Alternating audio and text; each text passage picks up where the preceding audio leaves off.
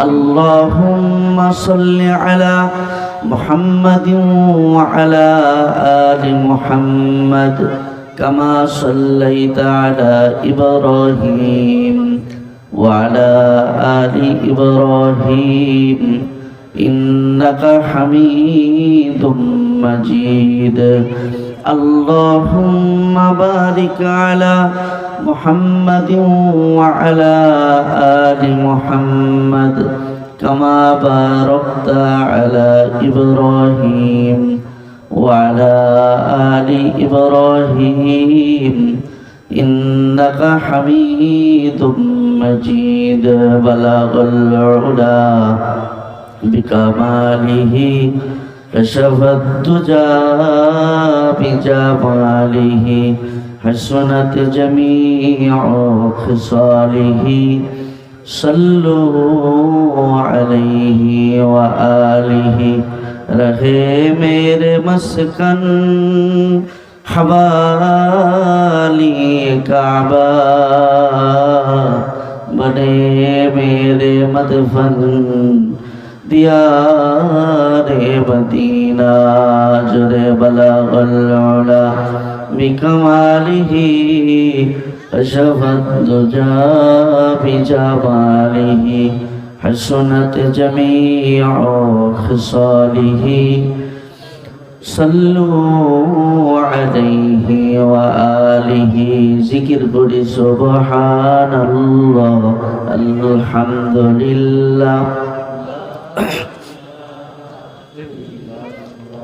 سبحان الله الحمد لله لا إله إلا الله لا إله إلا الله لا إله إلا الله سبحان الله الحمد لله لا إله إلا الله سبحان الله الحمد لله لا إله إلا الله لا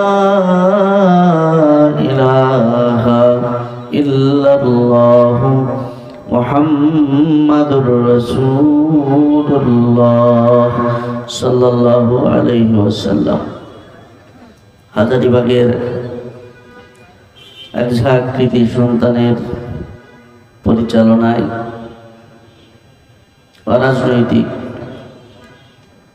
সিরেফ মানব সমাজ সেবামূলক সংগঠন সমাজ এর উদ্যোগে আয়োজিত আজকের এই মহতি জলসার মোহতারাম সভাপতি মুআজ্জাজ উলামায়ে ইকরাম, আমার সামনে উপস্থিত দিনদার ইমানদার মুসলমান ভাইয়েরা, পর্দার আড়ালের মা বোনেরা, আল্লাহ পাকের শুকর যে মহান মনিব আমাদেরকে এই শীতের রাতে তার ভালোবাসায় কোরআনের প্রেমে আমাদেরকে আজকের এই নুরানি রহমতি বরকতি জান্নাতি মজলিসে আসার বসার তৌফিক দান করেছেন।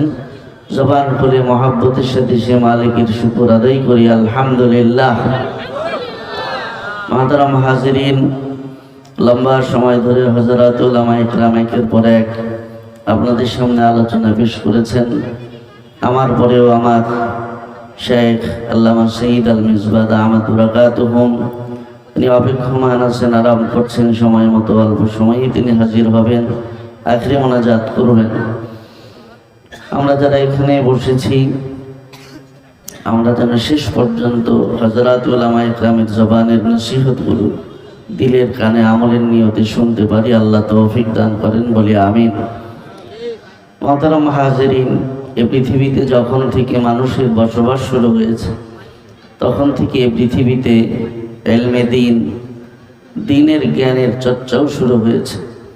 এই পৃথিবীর সর্বপ্রথম মানুষ হযরত আদম আলাইহিস সালাম, তিনি এই পৃথিবীতে যখন এসেছেন আল্লাহ পাক তাকে এই পৃথিবীতে জ্ঞান বিতরণের জন্য, মানুষকে ওহীর জ্ঞান শিক্ষা দেওয়ার জন্য শিক্ষক হিসেবে প্রেরণ করেছেন।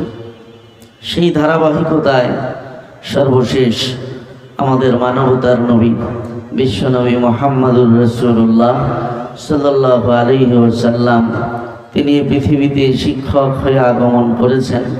নবী আলাইহিস সালাম বলেন, ইন্নী বুআসতু মুআল্লিমা, আমি পৃথিবীতে শিক্ষক হয়ে এসেছি জ্ঞান বিতরণ করবার জন্য, জ্ঞানের চর্চা জাতির মাঝে ছড়িয়ে দেবার জন্য। ছোটোখাটো জ্ঞান নিয়ে আসি নাই, বরং নবী আলাইহিস সালাম বলেন, উতীতু ইলমাল আউয়ালিনা ওয়াল আখিরিন, সারা পৃথিবীর সমস্ত মানুষদেরকে যত জ্ঞান দেওয়া হয়েছে এবং হবে, আল্লাহ পাক আমাকে সমস্ত জ্ঞান এলেম একা দান করেছেন। বলেন সুবহানাল্লাহ। এই জ্ঞানের মহাসমুদ্র নিয়ে নবী পৃথিবীতে এসেছিলেন। আর এই কারণেই আমার নবীর মাধ্যমে আল্লাহ পাক রব্বুল আলামিন নবুয়তের দরজায় তালা লাগিয়ে দিয়েছেন। কিয়ামত পর্যন্ত এই পৃথিবীতে আর কোনো নবী কিংবা রসুলের আগমনের প্রয়োজন হবে না। কারণ নবী আমাদের কাছে যে ইলমের মহাসমুদ্র নিয়ে এসেছেন, কিয়ামত পর্যন্ত জাতি যুগে যুগে তাদের যত সংকট, যত সমস্যা, সব কিছুর সমাধান নবীর রেখে যাওয়া ইলমের মহাসাগর থেকে তারা খুঁজে খুঁজে হেদায়েতের পথ বের করে নিতে পারবে এবং সব সংকটের সমাধান তারা করে নিতে পারবে। নবী পৃথিবী ছেড়ে চলে গেছেন আজ থেকে ১৫০০ বছর হয়।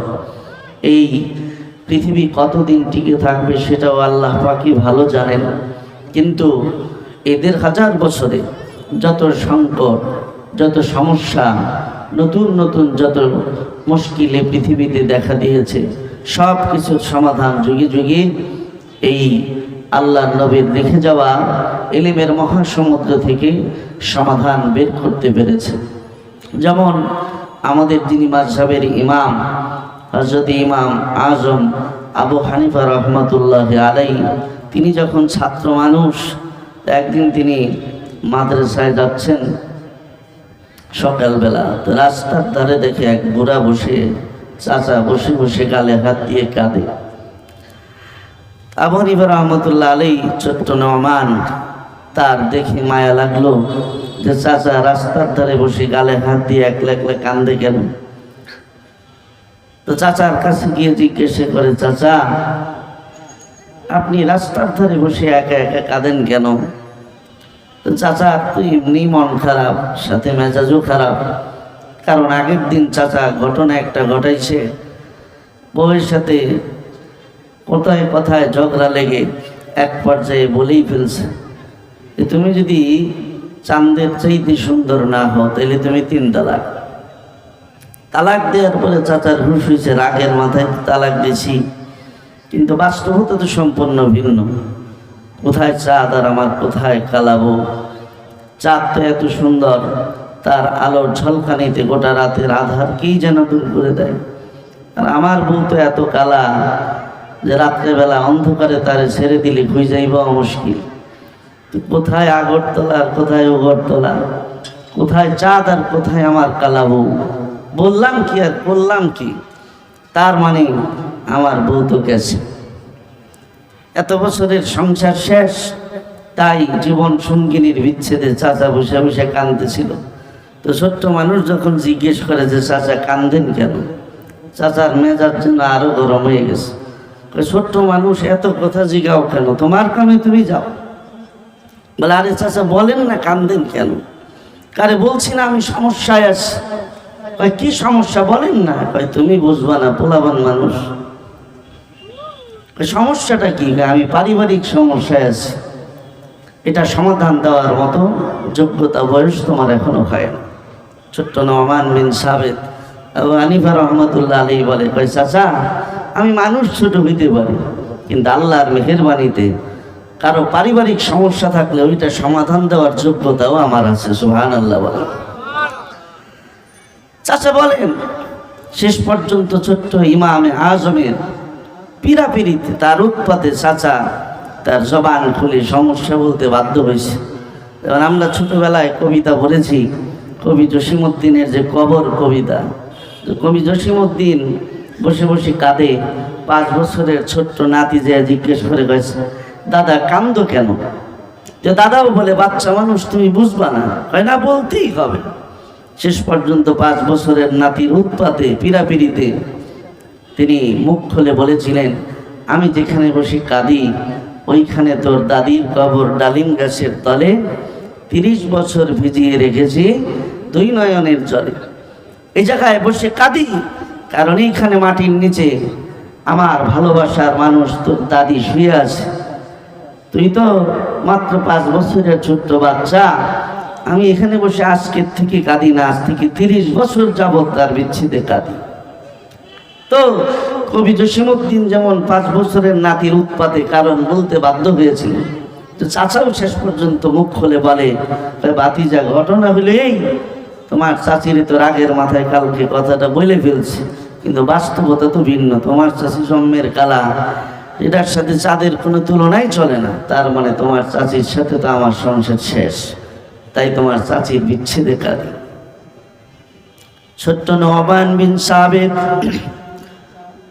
চাচাকে ডেকে বলে, চাচা চোখের পানি মুছে ফেলুন, হাসি মুখে বাড়ি ফিরে যান, আপনার বিবির সাথে আমার চাচির সাথে যায় সংসার করেন। আমি ছোট্ট নোমান ফতোয়া দিতেছি, আপনি যে কথা বলেছেন এ কথার পরেও আপনার বিবির সাথে আপনার সম্পর্ক বিচ্ছেদ হয় নাই, এখনো আপনার স্ত্রী আপনার বিবি হিসেবেই বহাল আছে। সুবহানাল্লাহ। চাচা বলে, আশ্চর্য ব্যাপার, কোথায় চাঁদ আর কোথায় আমার কালাবু? চাঁদের চাইতে সুন্দর তোমার চাচি হয় কেমনে, আর বিয়েই বা থাকে কেমনে? তুমি যে কথা বললা তোমার কথার দলিল কি? ছোট্ট নোমান বিন সাবেত ইমামে আজম আবু হানিফা রাহমাতুল্লাহি আলাইহি বলে, ও চাচা আমি যে এটা বলেছি এটা আমার চাপার জোরে নয়, গলার জোরে নয়।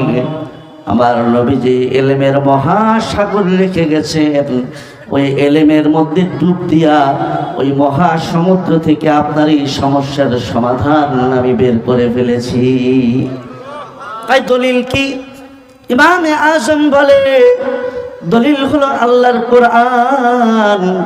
আল্লাহ পাক 4 জিনিসের কসম করে কোরআনে কারীমের মধ্যে বলেছেন, লাকাদ খালাকনাল ইনসানা ফি আহসানি তাকওয়িম।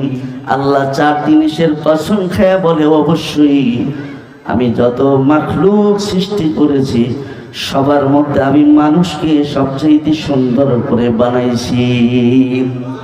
ও চাচা, আপনার বিবি যতই কালা হোক, আকাশের চাঁদ যতই ধলা হোক, কিন্তু আল্লাহর কোরআন বলে মানুষের চাইতে সুন্দর কোনো সৃষ্টি পৃথিবীতে আর নাই। তাই আমি ইমামে আজম নবীর রেখে যাওয়া ইলমের মহাসমুদ্র থেকে সমাধান দিলাম, আপনার বউ তালাক হয় নাই, আপনার বিবি এখনো আছে। এভাবে করে কঠিন কঠিন সমস্যার সমাধান 1000 বছর যাবত আল্লাহ রসুলের রেখে যাওয়া ইলমের এই মহাসমুদ্র থেকে জাতি সমাধান বের করে করে তারা তাদের ইমানি জীবন, ইসলামী জীবন পরিচালিত করছে। আমার ভাইয়েরা, এই যে ইলমের মহাসমুদ্র আল্লাহ নবী নিয়ে এসেছিলেন, নবী চলে গেছেন, কিন্তু নবী এই মহাসাগর ইলমের মহাসাগরের সাথে নিয়ে যান নাই, বরং এটা আমাদের মাঝে রেখে দিয়ে গেছেন। قال النبي صلى الله عليه وسلم قال النبي صلى الله عليه وسلم تركت فيكم أمرين لن تضلوا ما تمسكتم بهما كتاب الله وسنة رسوله।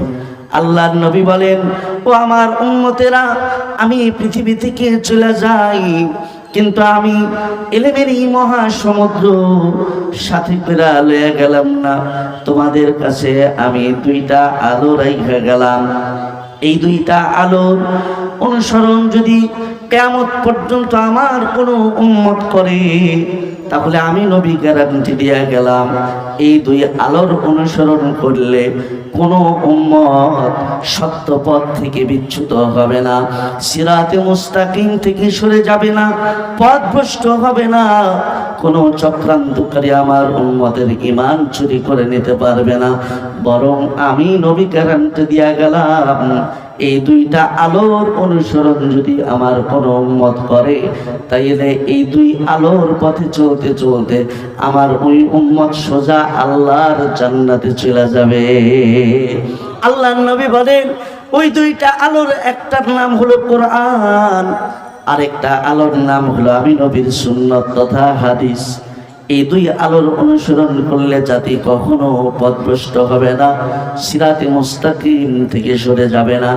তার বিপরীতে আবার আল্লাহর নবী বলেন, আমার কোনো উম্মত যদি এই দুই আলো থেকে দূরে সরে থাকে, এই দুই আলোর পথে যদি না চলে, তাহলে তার ঈমানের কোনো গ্যারান্টি নাই, তার সিরাতে মুস্তাকিমের কোনো গ্যারান্টি নাই, তার জান্নাতের কোনো গ্যারান্টি নাই। বরং আমি নবীর আশঙ্কা, সে ঈমান খারাপ হয়ে আল্লাহর জাহান্নামের লাকড়ি হবে। আমার ভাইয়েরা, তাহলে আল্লাহর নবী আমাদের মাঝে যে এই দুইটা আলো রেখে গেছেন, কোরআন এবং সুন্নাহ, এই দুইটাই হলো আমাদের মুক্তির পথ, এই দুইটাই হলো আমাদের জান্নাতে যাওয়ার পথ, এই দুইটাই হলো আমাদের ঈমান হেফাজতের একমাত্র রাস্তা। কিন্তু আফসোস, আজকে এমন দুইটা আলোর থেকে আমরা অধিকাংশ মুসলমান, বিশেষ করে আমাদের বাংলাদেশের কথাই যদি বলি, 17 কোটি মুসলমান এই বাংলাদেশে বসবাস করে, শতকরা 94% মুসলমান এই বাংলার জমিনে বসবাস করে। কিন্তু দুঃখ আর আফসোস, এমন গুরুত্বপূর্ণ দুটি আলোর জ্ঞান থেকে, এই দুইটি জ্ঞান থেকে, এই দুই জিনিসের জ্ঞান থেকে আজ অধিকাংশ মুসলমান দূরে সরে আসে। দিন সম্পর্কে, কোরআন সম্পর্কে, নবীর হাদিস সম্পর্কে মুসলমান দাবি করলেও এতটা অজ্ঞতা আর মূর্খতার মধ্যে এই জাতি নিপতিত আছে যে মাঝে মাঝে আমরা কারগুজারিতে শুনি, তাবলিগের ভাইরা এসে শোনায় যে অমুক জায়গায় জামাত নিয়ে গেছি, যখন জিজ্ঞেস করলাম বলেন তো দেখি গোসলের ফরজ কয়টা, এমন জবাব দিছে, গোসলের ফরজ 3টা, গামছা লুঙ্গি সাবান। গোসলের ফরজটা পর্যন্ত পবিত্রতা, ইবাদতের পূর্ব স্বার্থ, এই পবিত্রতা অর্জনের যে 3টা ফরজ, এটা সম্পর্কে পর্যন্ত এই জাতি জানে না। দিন সম্পর্কে আমাদের অজ্ঞতার মূর্খতা কোথায় গিয়ে পৌঁছেছে। এ কারণেই তো বিজাতি বেঈমানরা, ইহুদি খ্রিস্টানের দালালরা আমাদের এই জমিনে বসে, শাহজালালের জমিনে বসে, 17 কোটি মুসলমানের জমিনে বসে আমার নবীকে গালি দেওয়ার দুঃসাহস পায়, আমার আল্লাহকে নিয়ে কটূক্তি করার দুঃসাহস পায়, কোরআনকে অসম্মান করার দুঃসাহস পায়। কারণ তারা জানে, যেই জাতি গোসলের ফরজ জানে না, ওই জাতির নবীকে গালি দিলে, ওই জাতির ইসলামকে নিয়ে কটূক্তি করলে তাদের করণীয় কি, তাদের প্রতিবাদ করার দরকার আছে কি নাই, এই অনুভূতিও সেই জাতির মধ্যে নাই। এ কারণেই তারা দুঃসাহস পায়। আমার ভাইয়েরা, অথচ এই দুইটা জ্ঞান জাতি অনুসরণ করলে জান্নাত, অনুসরণ ছেড়ে দিলে জাহান্নাম। আমার ভাইয়েরা, এই যে দুইটা জ্ঞান আল্লাহ পাক রেখে গেলেন, পৃথিবীর মধ্যে এখন 2 ধরনের শিক্ষা এখনো চলমান। একটা আসমানের ওহীর শিক্ষা, আরেকটা হলো জাগতিক শিক্ষা। যদিও দুইটার সাথে তুলনা করলে বলবো, একটার সাথে আরেকটা আসমান আর জমিন তফাৎ, এক জ্ঞানের সাথে আরেক জ্ঞানের কোনো তুলনাই চলে না। কারণ যে জাগতিক বিদ্যা দুনিয়ার আছে, এটার হলো 7 রং। 7 রং মানে আকাশের যত রং, এই শিক্ষার তত রং। কারণ এই শিক্ষাগুলো মানুষের ক্ষুদ্র মস্তিষ্ক থেকে এগুলো আবিষ্কার করা হয়েছে। এ কারণেই আমাদের দেশের যে পাঠ্যপুস্তক আছে, প্রতি বছরই সেটার পরিবর্তন প্রয়োজন হয়। প্রত্যেকবারই শিক্ষা ব্যবস্থার এই পাঠ্যপুস্তকের মধ্যে সংস্কার হয়, ঠিক কিনা? কারণ এটা আজকে চলে তো আগামী বছর অচল। 10 বছর আগে যেই বই চলেছে, এই বই এখন 10 বছর পরে অচল চলে না। কারণ মানুষ যেমন দুর্বল, তার জ্ঞানটাও দুর্বল। কিন্তু এই পৃথিবীর মধ্যে আজ পর্যন্ত এমন কোনো বই লেখা হয় নাই যেই বইয়ের লেখক লিখে দিছে যে এটার মধ্যে কোনো ভুল নাই, বরং আগেই সারেন্ডার করে, যা লিখছি ভুল থাকতেই পারে, ধরাই দিলে কৃতজ্ঞ থাকুন। কিন্তু আসমানের নিচে জমিনের উপরে একমাত্র কিতাব, একটি মাত্র কিতাব, যেই কিতাবের শুরুতেই এই কিতাবের যিনি স্রষ্টা, এই কিতাবের যিনি লেখক, তিনি স্বয়ং কিতাবের শুরুতেই সনদ দিয়ে দিলেন নির্ভুল হওয়ার গ্যারান্টি। আল্লাহ পাক কোরআনে কারীমের মধ্যে বলে, লা রাইবা ফীহি, আমি যে কিতাব দিয়েছি এটার মধ্যে কোনো সন্দেহ নাই, এটার মধ্যে কোনো ভুল নাই।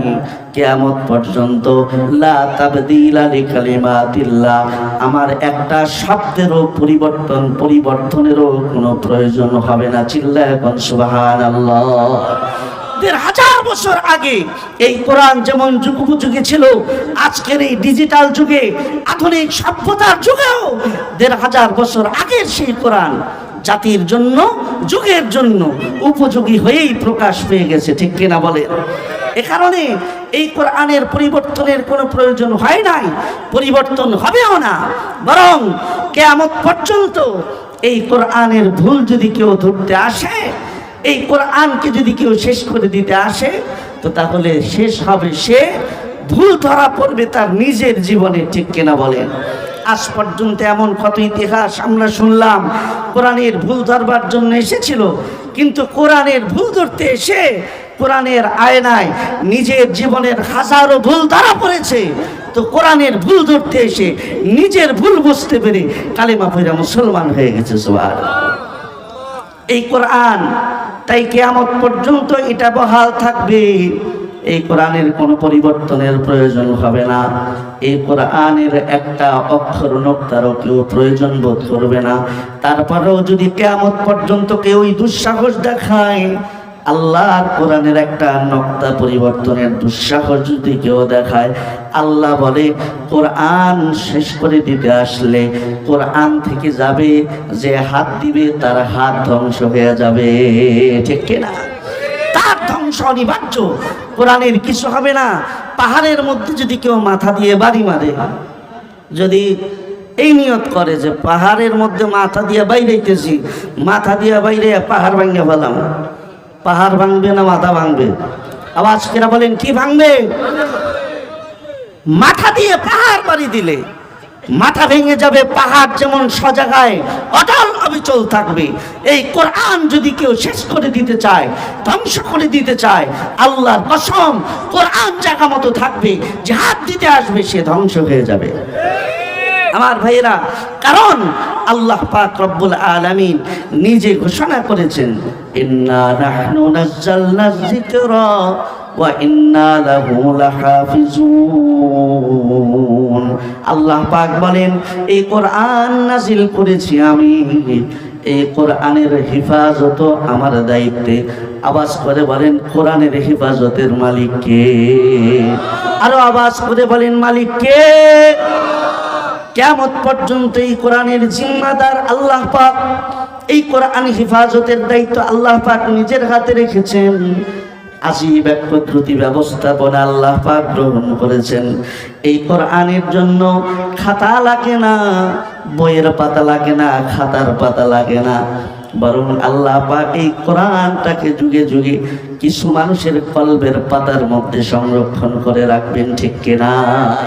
এ কারণে সারা পৃথিবীর সমস্ত কোরআনকেও যদি জ্বালিয়ে পুড়িয়ে দেওয়া হয়, সব কম্পিউটার যদি জ্বালিয়ে পুড়িয়ে দেওয়া হয়, সব সফটওয়্যার যদি শেষ করে দেওয়া হয়, পৃথিবীর সব লেখার কলমও যদি শেষ হয়ে যায়, তারপরে ওই পৃথিবী থেকে কোরআন শেষ হবে না।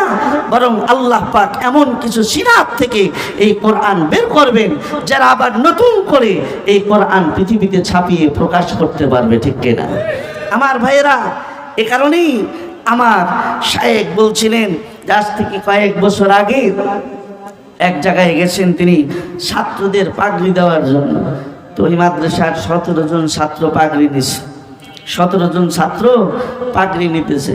তো একটা ছোট্ট বাচ্চা যখন পাগড়ির সিরিয়ালে দাঁড়াইছে, তো উনি নজর করে দেখে যেটা নাক দিয়ে পানি পড়তেছে।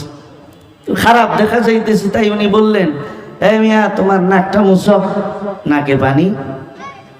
তো যখন এটা বলছে, তা হাত দিয়া জোরে একটা টান মারছে। তার মানে পাঞ্জাবিতেও লাগছে, হাতেও নষ্ট হয়েছে, হাতও নষ্ট হয়েছে, আবার কিছু মুখেও লাগছে। হুজুর বলে না খেয়া ছিল তাই ভালো, বইলা আরো বেজাল বাড়াইলাম, এবার হাত মুখ পাঞ্জাবি সব মাখছে। তো তার এই সরলতা, অবুঝ শিশু, মানে এখনো তার নাক পাঞ্জাবি দিয়ে সে মুছে, এটা যে টিস্যু দিয়ে মুছতে হবে এটুক বুঝে তার হয় নাই।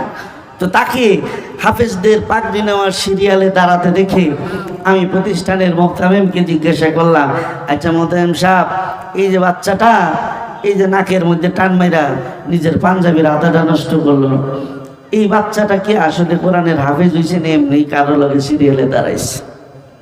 হুজুর বলে, হযরত, আজকে যে 17 জন ছাত্র পাগড়ি নিচ্ছে, এই 17 জন ছাত্রের মধ্যে আমি যদি উস্তাদ হিসেবে ভুল না করি তাহলে আমি নিশ্চিতভাবে বলতে পারি আজকের এই 17 জনের মধ্যে সবচেয়ে টাটকা হাফেজ, সবচেয়ে ইয়াদওয়ালা হাফেজ হলো এই বাচ্চাটা। আমি উস্তাদ হিসেবে বলতে পারি ও যদি কোরআন পড়া শুরু করে শেষ পর্যন্ত বিনা লোকমায় পুরো কোরআন শুনিয়ে দিতে পারবে। সুবহানাল্লাহ।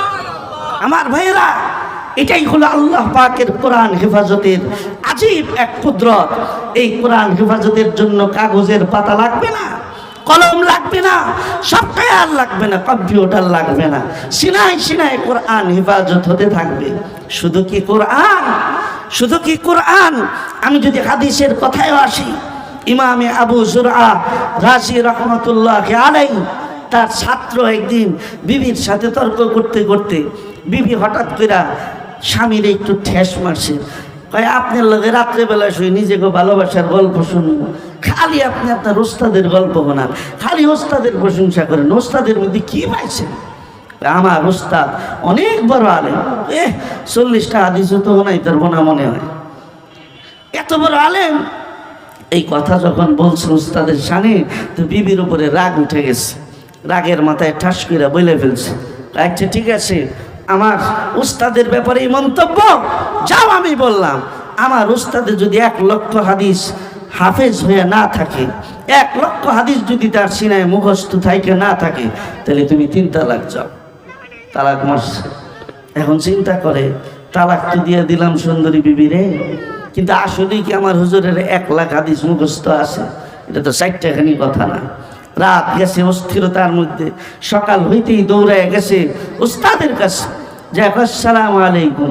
চেহারা দেখে বড় বিমর্ষ লাগে, তাই লাগবেই তো হযরত, কালকে তো বিবির সাথে রাখবিরা এই কথা বলে ফেলছি যে আপনার 1 লক্ষ হাদিস মুখস্থ না থাকলে সে 3 তালাক। এখন আগে কোন 1 লক্ষ হাদিস আপনার মুখস্থ আসেনি? যদি থাকে তো বউ আসে, না থাকলে বউ গেছে। এখন আপনি বলেন হাদিস মুখস্থ আছে কিনা? ইমামে আবু জুরআ রাজি রাহমাতুল্লাহি আলাইহি, তিনি শাগরেদের মাথায় হাত বোলায় বলে, আমার প্রিয় শাগরেদ, নিশ্চিন্ত থাকো, স্থির মনে শান্ত মনে বাড়ি ফিরে যাও, বল লাগে যে সংসার করো। আলহামদুলিল্লাহ, তুমি যে 1 লক্ষ হাদিসের কথা বলেছো, 1 লক্ষ হাদিস নয়, তোমার কাছে সূরাতুল ইখলাস যেমন ঠোঁটের আগায় মুখস্থ, আল্লাহর নবীর 7 লক্ষ হাদিস সনদ সহ আমার সিনায় মুখস্থ আছে। কুল হুয়াল্লাহ সূরা যেমন তুমি একটানে বেলা দিতে পারবা, আমি আমার নবীর 7 লক্ষ হাদিস একটানে শুনিয়ে দিতে পারবো। আল্লাহু আকবার! কি পরিমাণ নবীর ইলমকে তারা সিনার মধ্যে হেফাজত করেছিলেন, 7 লক্ষ হাদিসের হাফিজ। আমার ভাইয়েরা, তাই এই ইলম পৃথিবীতে কিয়ামত পর্যন্ত থাকবে, এটাকে কেউ ধ্বংস করতে পারবে না। কিন্তু দুর্ভাগ্য হলো তাদের যারা এই জ্ঞান থেকে দূরে, যারা এই জ্ঞানের মহাসমুদ্র থেকে দূরে। আফসোস, নেতাগিরির সময় সবার আগে, পয়সার গরম দেখানোর সময় সবার আগে, কিন্তু সূরা ফাতিহাটা কইতে গেলে দাঁত মোটে ভাঙে সব পইরা যাওয়ার দশা হয়। দম মারলে সূরা ফাতিহাটা সঠিকভাবে বলার যোগ্যতা হয় না। ফরজ নামাজ যেই সূরা দিয়ে চালান দিবে, ওই চালান টুকুন পর্যন্ত নাই। বাহাদুরির সময় সবার আগে, এটা দুর্ভাগ্য ছাড়া, এটা হতাশার বিষয় ছাড়া আর কিছু না। এই কারণেই তো বেঈমানরা আমাদেরকে চোখরাঙানি দেখায়, এই কারণেই তো দাদা বাবুরা কয়েকদিন পরে পরে আমাদেরকে হুমকি মারে। কিন্তু আল্লাহর কসম, এই জাতির সম্পর্ক যদি কোরআনের সাথে হাদিসের সাথে হয়ে যায়, দিল্লির ক্ষমতা যত বড় হোক, আমেরিকার দাদাবাবুগিরি যত বড় হোক, তারা যত শক্তি আর পরাশক্তি হোক না কেন, এই ৫৬,০০০ বর্গ মাইলে এই ১৭ কোটি মুসলমানের দিকে চোখ তুলে তাকানোর সাহস কোনো জাতির হবে না, ঠিক কিনা? যদি কোরআনের সাথে সম্পর্ক থাকে, যদি হাদিসের সাথে সম্পর্ক থাকে, এই এলেম আল্লাহর নবী আমাদের কাছে রেখে গেছেন, অথচ আমরা এই জ্ঞান থেকে মূর্খতার অন্ধকারে বসবাস করছি। আমার ভাইয়েরা, ষড়যন্ত্র শেষ হয় নাই, ষড়যন্ত্র আগেও ছিল। যুগে যুগে এই জাতিকে এলেম থেকে বিচ্ছিন্ন করার জন্য যুগে যুগে চেষ্টা করা হয়েছে। বহু আলেমকে শুধু এই যুগেই না, আগের যুগেও বহু আলেমকে জেলখানার কারাগারে বন্দী করা হয়েছে। আমাদের যিনি মাযহাবের ইমাম, ইমামে আজম আবু হানিফা রহমতুল্লাহ আলাইহি, তাকেও জেলখানায় বন্দী করে রাখা হয়েছিল। ইমাম আহমদ বিন হাম্বল রহমতুল্লাহ আলাইহি, তাকেও জেলখানার কারাগারে বন্দী করে রাখা হয়েছিল। সৈয়দ কুতুব শহীদ, তাকেও জেলখানার কারাগারে বন্দী করে রাখা হয়েছিল। ইব্রাহিম নাখাই, তাকেও জেলখানায় বন্দী করে রাখা হয়েছিল। ইমাম সারাকশি, তাকেও জেলখানায় বন্দী করে রাখা হয়েছিল। কিন্তু জাতিকে এলেম থেকে বিচ্ছিন্ন করার ষড়যন্ত্র আজ পর্যন্ত পৃথিবীতে সাকসেস হয় নাই। ইব্রাহিম নাখি রহমতুল্লাহ আলাইহির কথা যখন বলে ফেললাম, তার একটা আজব ঘটনা মনে পড়ে গেল। ইব্রাহিম নাখাই, তিনি ছিলেন হাজ্জাজ বিন ইউসুফের জমানার একজন যুগশ্রেষ্ঠ আলেম। হাজ্জাজ বিন ইউসুফ, যাকে বলা হয় জালেমে আকবার, এই পৃথিবীর সবচেয়ে বড় জালেম। কারণ সারা পৃথিবীর সমস্ত জালেম শাসকদের জুলুম যদি এক পাল্লায় দেওয়া হয়, আর হাজ্জাজ বিন ইউসুফ একা যে জুলুম করছে, তার জুলুম যদি আরেক পাল্লায় দেওয়া হয়, পৃথিবীর সমস্ত মুহাদ্দিসিনরা একমত, হাজ্জাজ বিন ইউসুফের জুলুমের পাল্লা ভারী হয়ে যাবে। সে শুধু হাজার হাজার আলেমদেরকেই মারে নাই, হাজার হাজার আলেমদেরকেই অত্যাচার করে নাই, আল্লাহর রসুলের সাহাবীদেরকে পর্যন্ত সে হত্যা করেছে। আল্লাহর রসুলের একজন সাহাবী হযরত আব্দুল্লাহ বিন জুবাইর রাদিয়াল্লাহু আনহু, আল্লাহ রসুল যখন মক্কা থেকে হিজরত করে মদিনায় গেছেন, তখন হযরত আয়েশা রাদিয়াল্লাহু আনহার সাথে সংসার করেন।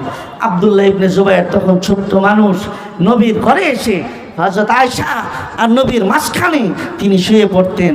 নবীর বুকে মাথা রেখে কত রাত যে হযরত আব্দুল্লাহ ইবনে জুবাইর রাদিয়াল্লাহু আনহু ঘুমিয়েছেন তার কোনো হিসাব নাই। রসুলের এই প্রিয় সাহাবীকে হাজ্জাজ বিন ইউসুফ সে হত্যা করেছে। এত বড় জালেম সে। তো সেই জামানার জালেমের বিরুদ্ধে তৎকালীন জামানার যুগশ্রেষ্ঠ একজন আলেম ইব্রাহিম নাখাই রহমাতুল্লাহ আলাইহি, তিনি ফতোয়া দিয়েছেন তার ব্যাপারে। যখন এই ফতোয়ার কথা তার কানে গেছে, চামচারা যায় কানে পৌঁছাইছে যে ইব্রাহিম নাখাই আপনার ব্যাপারে এমন একটা ফতোয়া দিছে, তখন তার ফতোয়া পছন্দ হয় নাই, তো তারে গ্রেফতার করে জেলে ভরো। এই যে বাচ্চারা কথা বললো না, বাবারা ওকে আঙ্গুল জেলে ভরো। যখন গেছে যায়া, ওই জামানার আরেকজন বড় আলেম ইব্রাহিম তাইমি রহমতুল্লাহ আলাইহি, তারা একই জামানার। একজনের নাম ইব্রাহিম নাখাই, আরেকজনের নাম ইব্রাহিম তাইমি। আজব ব্যাপার, নাম যেমন এক, বাপের নামও তাদের ছিল এক। বাপের নাম ওনারও ইয়াজিদ, ওনার বাবার নামও ইয়াজিদ।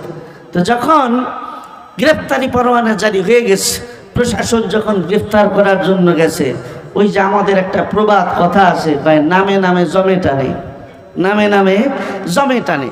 তো দুইজনের যখন নাম মিলে গেছে, এর নামও ইব্রাহিম, ওনার নামও ইব্রাহিম, উপাধিতে বেশ কম। একজনের নাম ইব্রাহিম নখি, আরেকজনের নাম ইব্রাহিম তাইমি।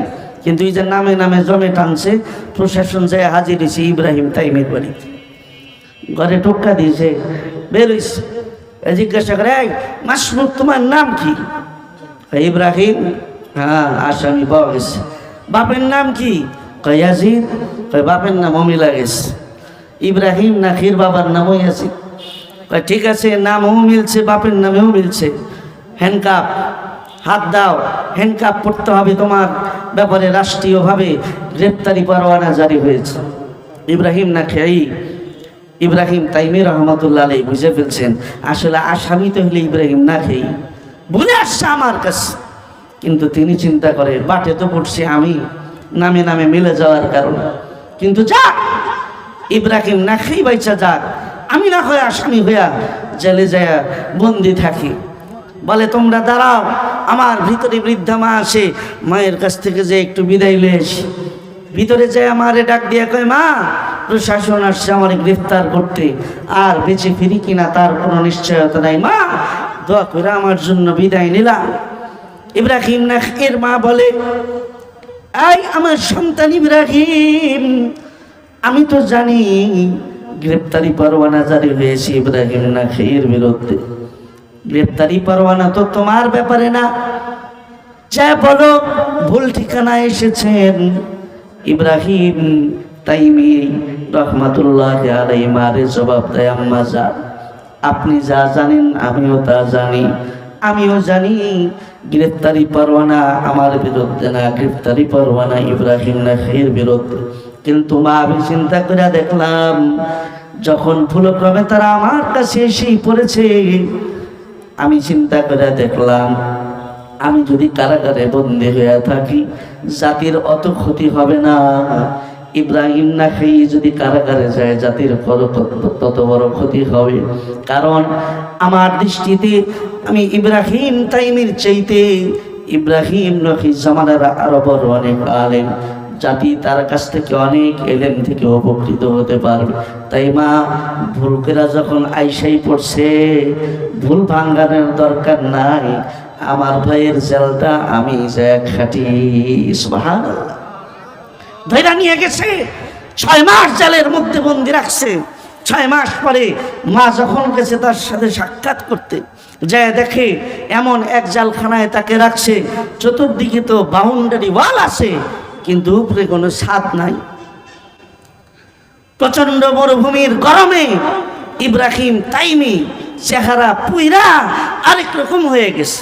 6 মাস পরে যখন মা জেলখানায় সন্তানের সাথে সাক্ষাৎ করার জন্য গেছে, যখন কয়েদি হিসাবে তারে সাক্ষাতের জন্য সামনে এসে উপস্থিত করছে, ইব্রাহিম তাইমির মা বলে, আরে এটা তো আমার সন্তান না, আমি তো আসছি ইব্রাহিম তাইমির সাথে সাক্ষাৎ করতে, এটা আমার সন্তান না, আমার সন্তান অন্য কেউ, আমি আমার সন্তানের চেহারা দেখলে চিনব বলে অন্য কেউ ডাইকে লয়ে আসছে। এই কথা যখন মা বলছে, ইব্রাহিম তাইমি বলে, আম্মা জান ভুল করে নাই, আপনি যদিও সন্তান দেখা চিনতে পারতেছেন না, কিন্তু আমি বলতেছি আমি আপনার সেই কলিজার টুকরা সন্তান ইব্রাহিম তাইমি। আমার যে 6 মাস যাবৎ কারাগারে বন্দি করে রেখেছে, মরুভূমির প্রচন্ড রোদের গরমে আমি এইভাবে পুইরা কালো হয়ে গেছি মা, তাই আমার দেখে চিনা যায় না।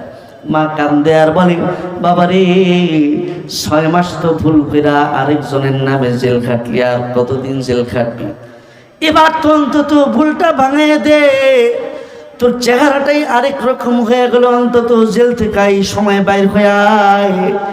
ইব্রাহিম তাইমি বলে, ওগো মা তোমার হাতে ধরে আমি ক্ষমা চাই, তোমার সেবা করার দরকার ছিল করতে পারি নাই মা, তুমি আমায় মাফ করে দিও। কিন্তু আমি জেলখানায় ঢুকে সিদ্ধান্ত নিয়েছি, আমি একজন আলেমের ইজ্জত বাঁচাতে গিয়ে, একজন আলেমকে জুলুম থেকে বাঁচাই দিকে আমি যখন জেলখানায় বন্দী হয়েছি, প্রয়োজনে শহীদ হব, তারপরও আমার ভাইয়ের ওপরে জুলুম হইতে দেব না মা। আমি সিদ্ধান্ত নিয়েছি এই জেলখানায় শহীদ যদি হতে পারি, হাসরের ময়দানে আল্লাহর কাছে বলতে পারবো, আল্লাহ তোমার নবীর একজন নায়েবকে বাঁচাতে গিয়া তার জেল আমি কাটছি, তার জুলুম আমার শরীরে নিছি, আল্লাহ এই উসিলায় মাফ করে তুমি আমার জান্নাত দিয়া দাও। কি ভালোবাসা, কি সম্মান ছিল আলেমে আলেমে।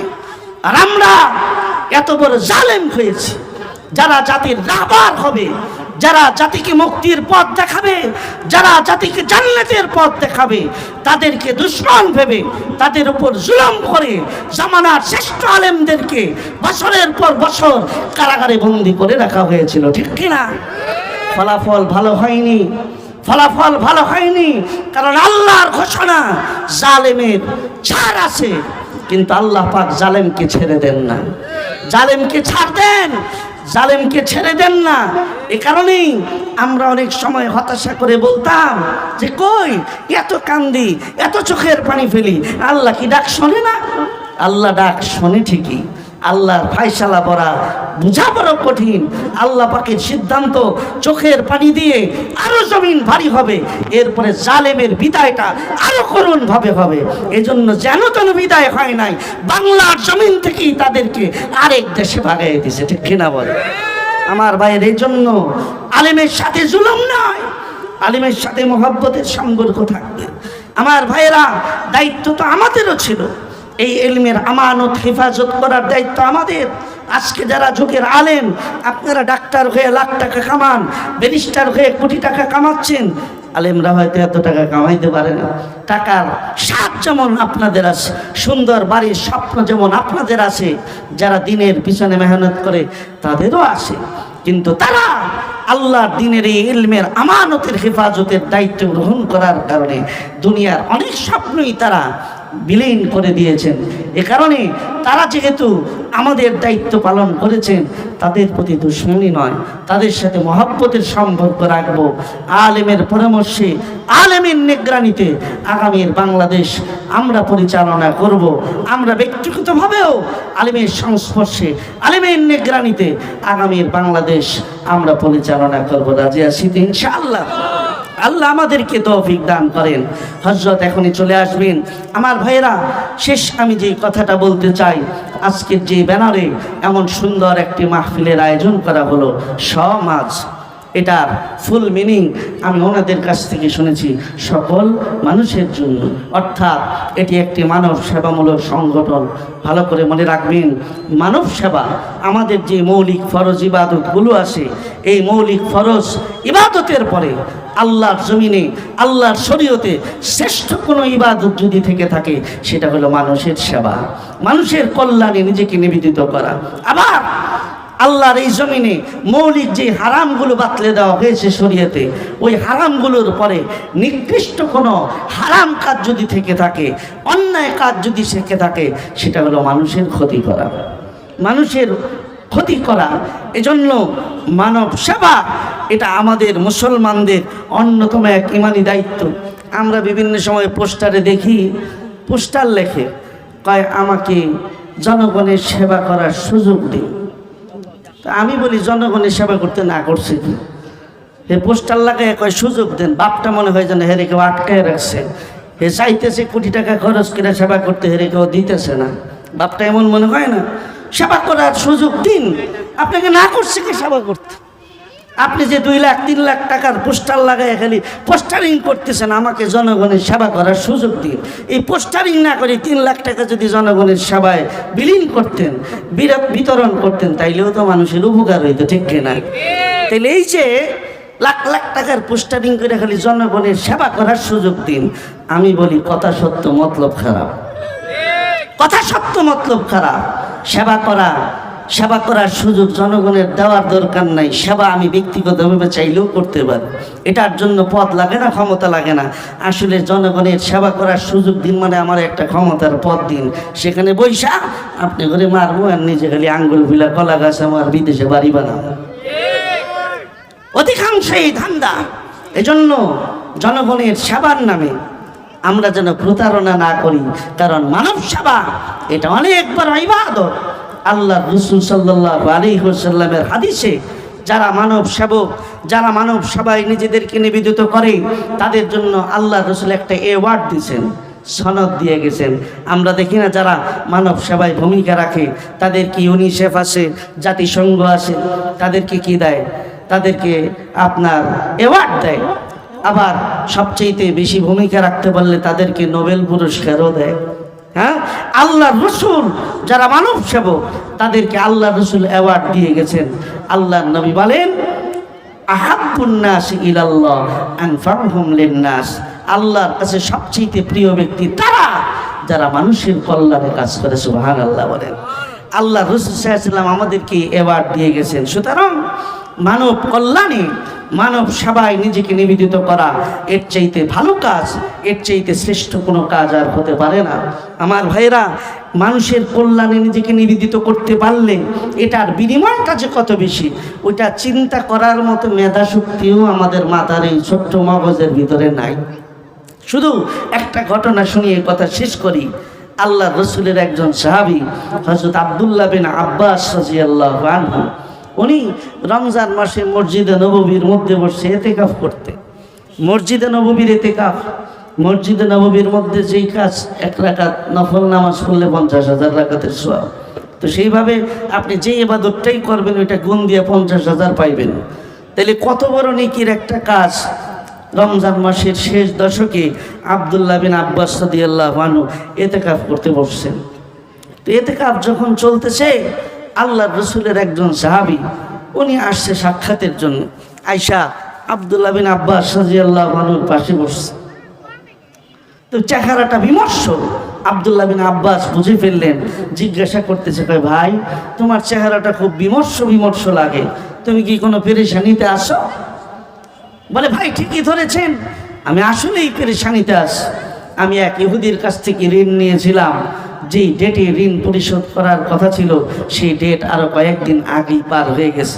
সে প্রতিনিয়ত আমাকে চাপ দিচ্ছে, কিন্তু আমি যে এখনও ঋণের টাকাটা ব্যবস্থা করতে পারতেছি না, কিন্তু সে তো আমাকে অনবরত চাপ দিয়েই যাইতেছে, আমি কি করি? এজন্য পেরেশান, আমার চেহারাটা এরকম বিমর্ষ। আব্দুল্লাহ বিন আব্বাস রাদিয়াল্লাহু আনহু বলে, আচ্ছা ভাই তোমার জন্য আমি কি করতে পারি? কয়, যদি একটু কেউ করে দিতে পারতো, যে ওই লোকটার কাছে যে একটু হাত ধরে বলতেছে, ভাই লোকটা তোমার টাকা মারবে না, যেই তারিখ দিয়েছিল লোকটা একটু বিপদগ্রস্ত হওয়ার কারণে সময় মতো টাকাটা দিতে পারতেছে না, কিন্তু তোমার টাকা দিবে, আর কয়েকটা দিন সময় বাড়িয়ে দাও। হাত ধরে যদি এই অনুরোধটা কেউ করে দিত, আর কয়েকটা দিন সময় যদি নিয়ে দিত, তাহলে আমার অনেক উপকার হইত, টেনশনটা অনেক কমে যেত। আব্দুল্লাহ বিন আব্বাস রাদিয়াল্লাহু আনহু বলে, ওই লোকটার বাড়ি কই? উহুদ পাহাড়ের কাছে, ওই পাদদেশে তার বাড়ি। আব্দুল্লাহ বিন আব্বাস রাদিয়াল্লাহু আনহু বলে, চলো চলো বলে তিনি ইতিকাফ থেকে উঠে গেলেন। মসজিদে নববী থেকে বের হয়ে জুতা পায়ে দিলেন। সাথে সাথে আল্লাহর নবীর ওই সাহাবী বলে, এটা কি করলেন? আপনি না ইতিকাফে আছেন, এটা কি আপনি ভুলে গেছেন? আপনি যে মসজিদ থেকে বের হয়ে জুতা পায়ে দিলেন, আপনার ইতিকাফটাই যে ভাঙে গেল। হযরত আব্দুল্লাহ বিন আব্বাস রাদিয়াল্লাহু আনহু বলে, ওরে আল্লাহর নবীর সাহাবী, আমি ভুলি নাই যে আমি ইতিকাফে আছি, আমি যাই নাই, বের হয়েছি। কারণ আমি চিন্তা করে দেখলাম ইতিকাফে তো বসছি নেকি কামানের জন্য, কিন্তু এখন নেকি কামানের আরেকটা এমন সুযোগ পেয়েছি যেই নেকি ইতিকাফের চাইতে আরো অনেক গুণ বেশি। ওই যে দেখো মসজিদে নববীতে প্যারা নবী মুহাম্মদুর রাসূলুল্লাহ সাল্লাল্লাহু আলাইহি ওয়াসাল্লাম শুয়ে আছেন।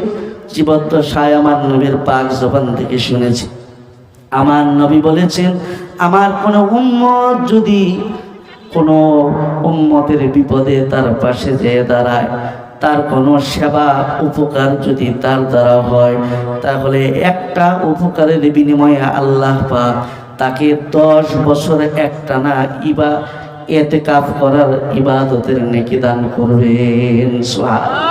মিয়া হায়াতি কয়দিন পাবো, আর 10 বছর ইবাদত তো চাইলেও করতে পারবো না ইতিকাফ। এই জন্য চিন্তা করলাম নবীর হাদিস মাইনা যে ইতিকাফে 10 দিনে আর কদ্দুম নেকি কামাবো, তার চাইতে তোমার বিপদে পাশে দাঁড়াই 10 বছরের ইতিকাফের নেকি লয়ে বাড়ি যায়। সুবহানাল্লাহ। আমার ভাইয়েরা, তাই মানব সেবার চাইতে বড় কোনো কাজ, ভালো কোনো কাজ আর হতে পারে না। এই সমাজ সকল মানুষের জন্য, এলাকার কিছু ভাই তারা মিলে অরাজনৈতিকভাবে, কোনো নিঃস্বার্থভাবে এই কাজটুকুন তারা করে যাচ্ছেন। আমরা তাদেরকে উৎসাহ দেই, আমরা তাদেরকে সাধুবাদ জানাই, মোবারকবাদ জানাই, তাদের জন্য দোয়া করি আল্লাহ পাক যেন শুধু তাদের দ্বারা অত্র এলাকার নয়, গোটা বাংলার প্রত্যন্ত অঞ্চলে প্রতিটি জেলায় জেলায় যেন তাদের দ্বারা মানব সেবা এই উপকার জাতি নিতে পারে। আল্লাহ পাক সেই তৌফিক, সেই সচ্ছলতা তাদেরকে দান করেন বলে আমিন। আমার ভাইয়েরা, তারা যে উদ্দেশ্যে যাত্রা শুরু করেছে, শেষ পর্যন্ত যারা তারা ইখলাসের সাথে নিঃস্বার্থভাবে এই পথ পাড়ি দিয়ে তারা চলতে পারে, আল্লাহ পাক তাদেরকে একতা, বিশ্বাস এবং সকলের উপকার করার মানসিকতা মরণ পর্যন্ত দান করেন। সকলে বলি আমিন।